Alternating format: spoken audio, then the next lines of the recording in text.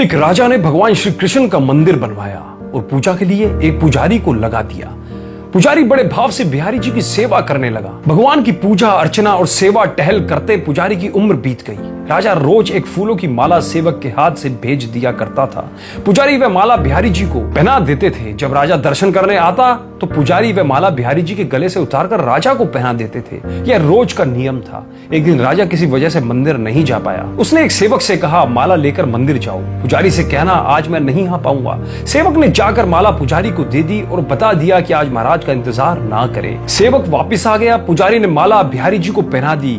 फिर उन्हें विचार आया कि आज तक मैं अपने बिहारी जी की चढ़ी माला राजा को ही पहनाता रहा हूँ। कभी यह सौभाग्य मुझे नहीं प्राप्त हुआ। जीवन का कोई भरोसा नहीं कब रूठ जाए। आज मेरे प्रभु ने मुझ पर बड़ी कृपा की है। राजा आज आएंगे नहीं तो क्यों ना ये माला मैं पहन लूं। यही सोचकर पुजारी ने बिहारी जी के गले से माला उतारकर स्वयं पहन ली। इतने में सेवक आया और उसने बताया कि राजा की सवारी बस मंदिर में पहुंचने ही वाली है। यह सुनकर पुजारी कांप गया। उसने सोचा, अगर राजा ने माला मेरे गले में देख ली तो मुझ पर क्रोधित होंगे। इस भय से उन्होंने अपने गले से माला उतारकर बिहारी जी को फिर से पहना दी। जैसे ही राजा दर्शन को आया तो पुजारी ने नियम अनुसार फिर से वह माला उतारकर राजा के गले में ही पहना दी। माला पहना रहे थे तभी राजा को माला में एक सफेद बाल दिखा। राजा को सारा माजरा समझ आ गया कि पुजारी ने माला स्वयं पहन ली थी और फिर निकालकर वापस डाल दी होगी। पुजारी ऐसा छल करता है यह सोचकर राजा को बहुत गुस्सा आया। उसने पुजारी जी से पूछा, पुजारी जी यह सफेद बाल किसका है? पुजारी को लगा कि अगर सच बोलता हूं तो राजा दंड दे देंगे, इसलिए जान छुड़ाने के लिए पुजारी ने कहा, महाराज यह सफेद बाल तो बिहारी जी का है। अब तो राजा गुस्से से आग बबूला हो गया कि यह पुजारी झूठ पर झूठ बोले जा रहा है। भला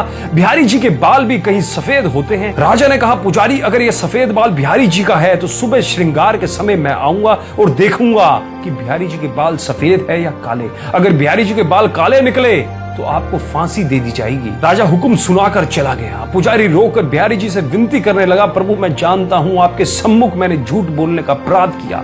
अपने गले में डाली माला पुनः आपको पहना दी। आपकी सेवा करते करते मैं वृद्ध हो गया। यह लालसा ही रही कि कभी आपको चढ़ी माला पहनने का सौभाग्य नहीं मिला। इसी लोभ में यह सब अपराध हुआ। मेरे ठाकुर जी, पहली बार ये लोभ हुआ है और ऐसी विपत्ति आ पड़ी। मेरे नाथ, अब नहीं होगा ऐसा अपराध। अब आप ही बचाइए, नहीं तो कल सुबह मुझे फांसी पर चढ़ा दिया जाएगा। पुजारी सारी रात रोते रहे। सुबह होते ही राजा मंदिर में आ गया। उसने कहा कि आज प्रभु का श्रृंगार वह स्वयं करेगा। इतना कहकर राजा ने जैसे ही मुकुट हटाया तो हैरान रह गया। बिहारी जी के सारे बाल सफेद थे। राजा को लगा पुजारी ने जान बचाने के लिए बिहारी जी के बाल रंग दिए होंगे। गुस्से में तमतमाते हुए उसने बाल की जांच करनी चाहिए, बाल असली है या नकली। तो अब समझने के लिए उसने जैसे ही बिहारी जी के बाल तोड़े, बिहारी जी के सर से खून की धार बहने लगी। राजा ने प्रभु के चरण पकड़ लिए और क्षमा मांगने लगा। बिहारी जी की मूर्ति से आवाज आई, राजा तुमने आज तक मुझे केवल मूर्ति ही समझा, इसलिए आज से मैं तुम्हारे लिए मूर्ति ही हूं।